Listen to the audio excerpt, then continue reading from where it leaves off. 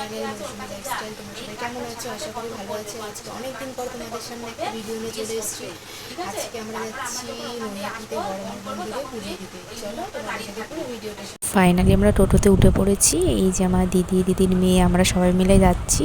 চলো তোমরা দেখতে থাকো। আমরা লঞ্চ ঘাটে চলে এসেছি। দেখো একটা লঞ্চ ডুবেও গেছে। আজকে লঞ্চ ঘাটেও গিয়ে দেখছি যে লঞ্চ ঘাটেও আজকে প্রচণ্ড ভিড় হয়েছে, সবাই হয়তো পুজোতেই যাচ্ছিল। আজকে দেখো বাইরের ওয়েদারটাও খুব সুন্দর ছিল, খুব সুন্দর লাগছিল ওয়েদারটা, কিন্তু বাইরে আজকে প্রচণ্ড রোদ, এত রোদ আর এত গরম, আমাদের তো গরমে পুরো নাজেহাল হয়ে গেছিলাম। আমরা ফাইনালি পুজো দেওয়ার জন্য ডালাও কিনে নিলাম। এই যে আমরা সব এগিয়ে যাচ্ছি আস্তে আস্তে। মায়ের পুজোর ডালাটাও দেখো খুব সুন্দর করে, আর এখানে আমরা 101টা জবা ফুলের মালা নিয়ে নিয়েছিলাম। এবার দেখো লাইনটা কত দূর পর্যন্ত এগিয়ে গেছে। পুজো তো দিতে আসলাম, দেখো কত বড় লাইন, তার মধ্যে এত রোদ আর এত গরম। যে এবার আমরা মায়ের মন্দিরের গেটের সামনে পুরোপুরি চলেই আসলাম। আর এই যে এখানে দেখছো, এখানে যাদের মানসিক থাকে তারা এখানে এই চেলি কাপড়গুলো বেঁধে মানসিক করে।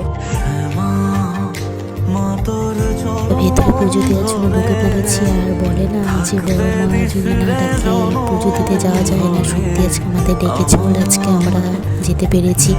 আর ভেতরে সিসিটিভি ফুটেজ ছিল, তাও আমরা মায়ের মুখটা তুলে নিয়েছি, তুলতে দিচ্ছিল না। তাও